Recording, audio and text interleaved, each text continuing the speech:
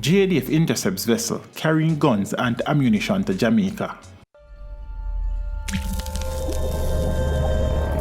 Teach them! Always make sure the message will reach them!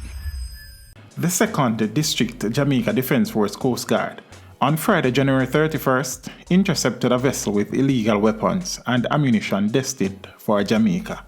According to the Jamaica Defence Force, the vessel was intercepted off the coast of St. Elizabeth with 2 Jamaicans on board.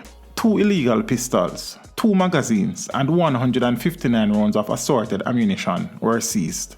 The JDF said the men, the vessel, and the contraband items have been handed over to the Jamaica Constabulary Force for processing. The JDF is also urging Jamaicans to call its tip hotline at 876-837-8888 to provide assistance in ridding the country of criminal activity, and maintained that it remains committed to securing Jamaica's border by land, air, and sea. Teach them! Hey, yo, hello! Send the message and make it reach them. It's teach them. Right here, Warlord representing. Thank you for watching. Like the video before you go. Please subscribe if you haven't done so. And remember to share the video with your friends and family. And browse the channel for more quality content.